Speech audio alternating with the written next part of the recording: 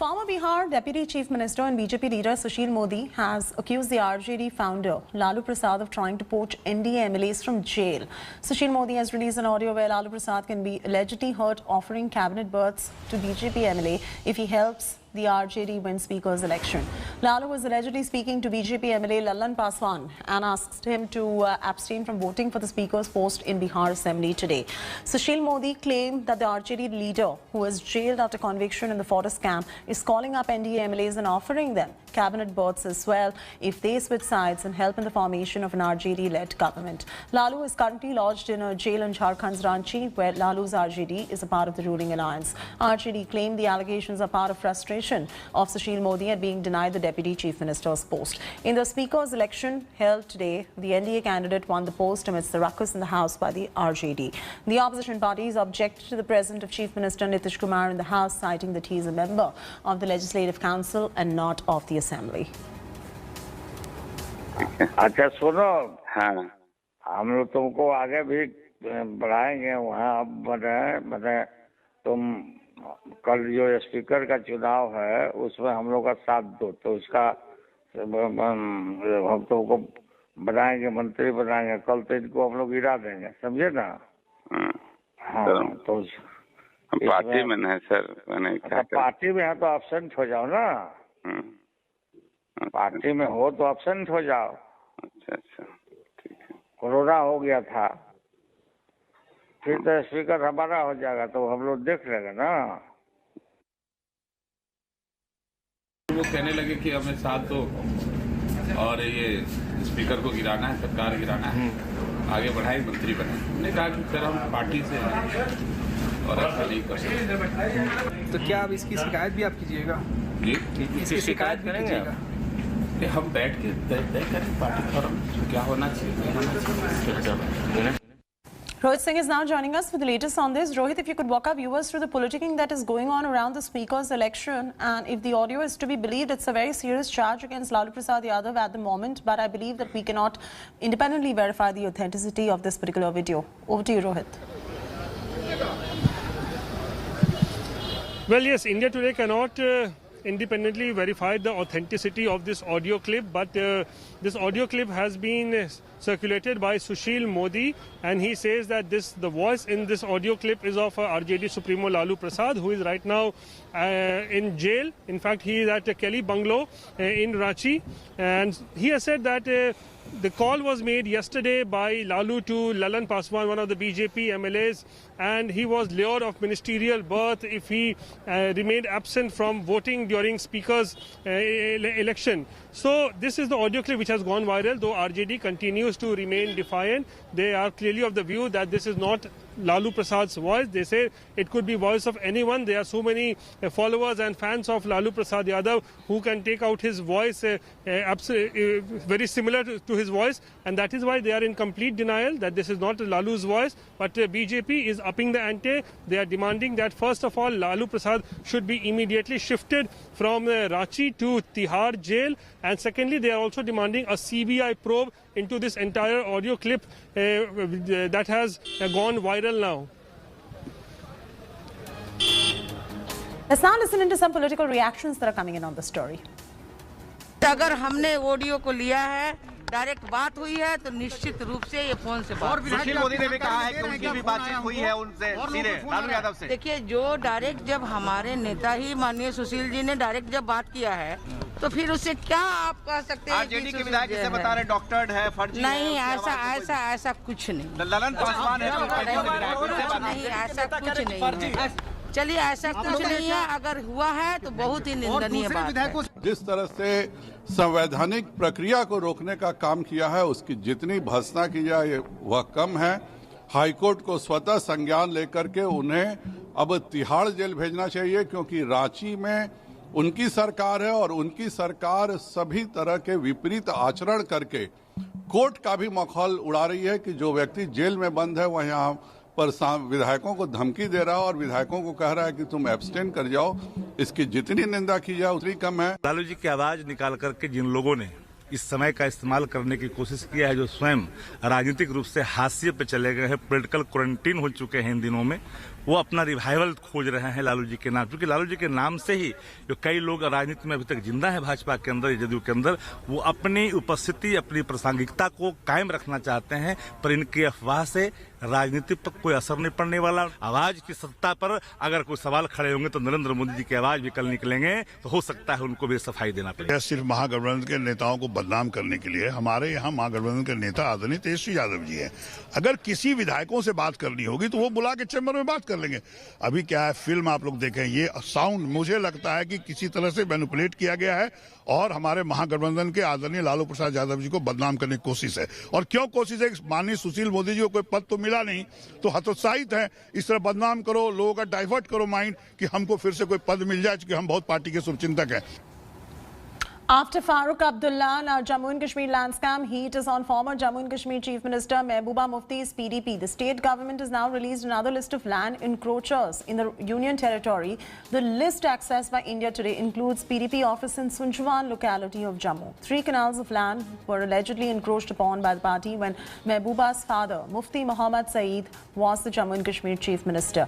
PDP leader Talib Hussain also figures in the list of the land grab beneficiaries who allegedly misused the state government's Roshni scheme. Many prominent businessmen and journalists have also been mentioned in the new list. Yesterday, NC patron Farooq Abdullah's name surfaced as a beneficiary in the list released by the government. The leader denied these charges, claiming vendetta. So that's the latest coming in. Lens on Jammu and Kashmir, netas, businessmen, several journalists as well. But remember, this is a state government list that has been released, alleging encroachers, land encroachers in the Union Territory of Jammu and Kashmir. But the heat definitely is on the PDP led by Mehbooba Mufti. The Yogi government in Uttar Pradesh has cleared an ordinance against love jihad. The law seeks to punish religious conversion due to force and deceit. Forcible conversion for the sake of marriage is going to attract up to 5 years in jail. Unlawful conversion of minors and women from SC and ST community is going to be attracting jail for up to 10 years. In case of forced mass conversion, the law provides for up to 10 years in jail. Those willing to marry after conversion will have to seek district magistrate's permission 2 months prior to the marriage. Conversion done solely for the purpose of marriage will be deemed invalid. Reacting to UP government's ordinance, Samajwadi Party has said that Chief Minister Yogi should instead wage jihad against unemployment, corruption and poverty. Meanwhile, Haryana Minister Anil Vij and Madhya Pradesh Home Minister has said that they will also soon pass a law against love jihad. Cabinet ने अपना मोहर लगा दिया है, अध्यादेश आएगा और सदन में आएगा विषय। और हमारा लक्ष्य यही है कि उत्तर प्रदेश के अंदर यह लोगों को पता चलना चाहिए कि छल और प्रपंच से, धोखाधड़ी से, किसी को गुमराह करके, अपना नाम छिपा करके, अपना धर्म छिपा करके जो धोखा देने का अब तक काम होता रहा है वो आगे नहीं होने पाएगा। उसके लिए कानून का शिकंजा तैयार होगा। ये जनहित का कानून है और इससे लोगों की जिंदगियां सुरक्षित होंगी। हमारी बच्चियों की, जिनको बहला फुसला कर लोग शादी कर लिया करते थे और उसके बाद धर्म परिवर्तन करते थे उनका, तो इस तरह की जो बातें थी उन पर विराम लगेगा। और जो लोग इस साजिश में शामिल थे, जो सिंडिकेट चला रहे थे और जो उनकी दुकानें चल रही थी, उनकी दुकानें भी बंद हुई हैं। और जो लोग इस तरह का सिंडिकेट चला रहे थे उनके खिलाफ कड़ाई से निपटने का काम करेगी सरकार। इस कानून के तहत उनको जेल में डालने का काम करेगी। अब हमारे उत्तर प्रदेश में सब नहीं चलेगा। उत्तर प्रदेश में हाईकोर्ट ने ये टिप्पणी की थी कि जब इस देश के सर्वोच्च न्यायालय ने सेम सेक्स के साथ रहने को संवैधानिक मान लिया, तब कहां जाति कहां धर्म आती है। ये भारतीय जनता पार्टी लव जिहाद के नाम पर अपनी नाकामी छिपाना चाहती है, अपने भ्रष्टाचार छिपाना चाहती है। सरकार कुछ कह रही, सरकार की एजेंसियां कुछ कह रही हैं। इससे साबित होता है कि भारतीय जनता पार्टी सिर्फ राजनीति कर रही है।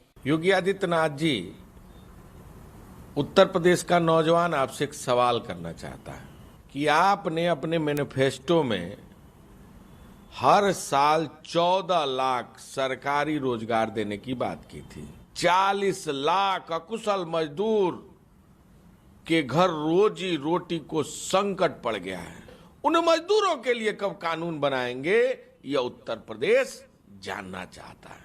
Such conversion or such marriages which are vitiated on account of undue influence or lack of free consent or this allurement, those things are already not permitted under Islam at least. In this guise, if the government wants to prevent the people from exercising their fundamental right of religion and adopting any religion according to their choice, then definitely it can be assailed in the court of law.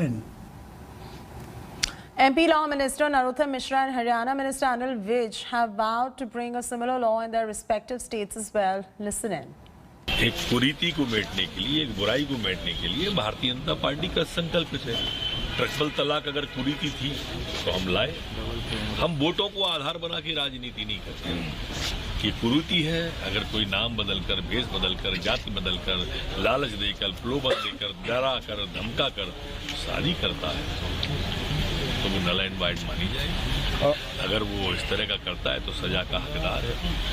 अब cabinet होने जा रही है, क्या इस cabinet में भी आप लेकर के आ रहे हैं? कल की कैबिनेट में नहीं आएगा, इसके बाद जो होगी उसमें हम लाने की कोशिश करेंगे, लेकिन इसी विधानसभा सत्र में आएगा। उत्तर प्रदेश की सरकार ने लव जिहाद पर रोक लगाने के लिए ऑर्डिनेंस जारी किया है। योगी आदित्यनाथ जिंदाबाद।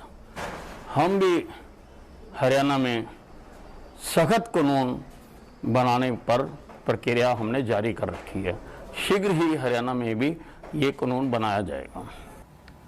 As cyclone Nivar inches closer to the coast of Tamil Nadu and Puducherry, a red alert has now been sounded off in the southern states. It is likely to make a landfall between Malappuram in Chennai and Karaikal in Puducherry tonight with a wind speed of approximately 140 kilometers per hour, anywhere around 110 to 140 to be precise. The cyclone is likely to turn into a very severe cyclone. Meanwhile, Tamil Nadu Chief Minister took stock of the Chembarambakkam Lake, where inflow of water has increased following incessant rainfall in Chennai. As a precautionary measure, Chennai Corporation has ordered the removal of all hoardings ahead of Cyclone Nivar. Meanwhile, Tamil Nadu government suspended several flights from Chennai, also stayed bus and train services in 11 districts. A public holiday has been announced by the Tamil Nadu government today and in 13 districts tomorrow. Chief Minister EPS appealed to people to stay indoors. 129 relief camps have been set up in Chennai and 312 people have already been shifted to 8 relief centres. Neighbouring Puducherry has imposed prohibitory orders under Section 144. 30 NDRF teams have been deployed. 22 teams are on standby to assist the affected states. Now the cyclone started and the waves are coming up to 6 to 7 feet high.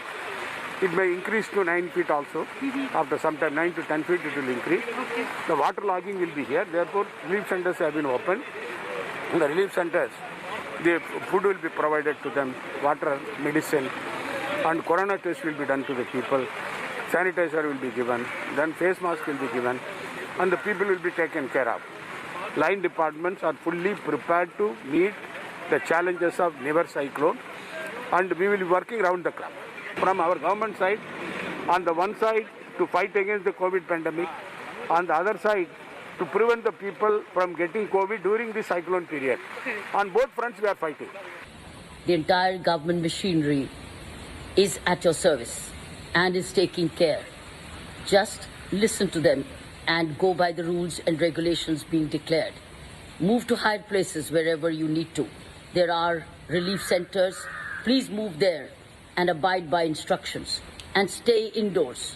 It is now moving northwestwards and likely to intensify into a severe cyclonic storm and cross between Karaikal and Mahabalipuram near Puducherry by today, late evening or night. At the time of crossing, the wind speed is likely to be 120 to 130, gusting to 145 kmph all along the Puducherry and Tamil Nadu coast. Chennai is likely to experience intermittent heavy to very heavy spells. Well, we're now standing on the Gindi Bridge. Now, way back in 2015, when water from the Chembarambakkam Lake was actually released, it created havoc in Chennai. Now, today, because of the excess rainfall, heavy rainfall in fact, and the levels that actually now has reached about 22 feet, the authorities decided to release the waters. As of now, out of 19 gates, 7 gates have been opened. Now the waters from here will actually flow towards Adyar and thereafter into the sea. That's the Bay of Bengal. However, what is worrisome is as of now it's 1,000 cusecs. There is talk that it might increase. In fact, the authorities might want to increase it to around 7,000 cusecs of water. Now that could be extremely troublesome. In 2015, that level, in fact, is here where I was standing, almost to say waist level. So this is what people are extremely worried. But the officials have stated that they are keeping track of the situation. There are police here present asking people not to actually stand over here, not to be outside, to go home because of the oncoming or incoming cyclone. They do not want people to be out and get stuck. Basically in the morning, not too much traffic, not many people were outside. But as of now, we can see a few people coming out. In fact, there is also traffic. Now one can assume that as we go through the day, people will stay indoors because as of now in Chennai, it is pouring cats and dogs. For India Today in Chennai, this is Nolan Pinto.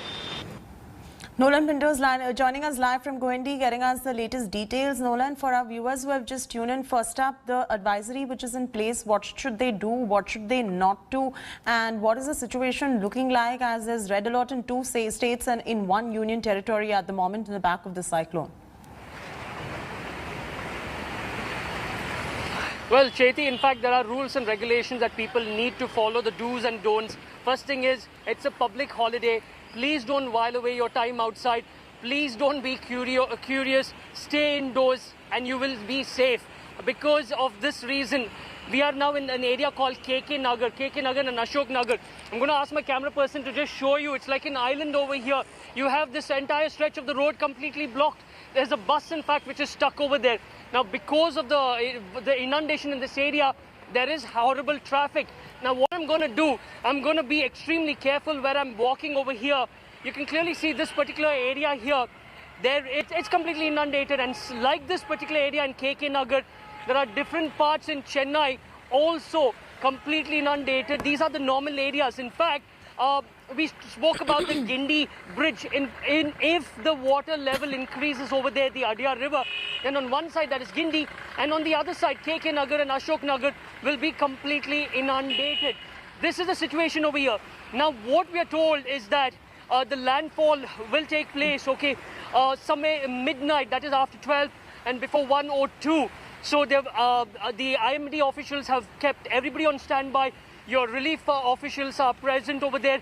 The state forces are also present. They're asking people stay indoors. That's the only thing you can do. Look at this. This is what it is. So as I walk deeper, it will come up to waist level. I'm not going to do that. I'm just going to stand over here. Okay, stay safe, Nolan. Nolan getting us those updates. Cyclone helplines flashing across your screens. If you could take a look at the bottom of your screens, the helplines are all right there in case you need help. Gopi is also joining us. Gopi, the cyclone is likely to turn very severe, and that is what the prediction says. The landfall is going to happen by tonight as well. Which are the areas which are where the focus needs to be more for the civilians to look out for themselves?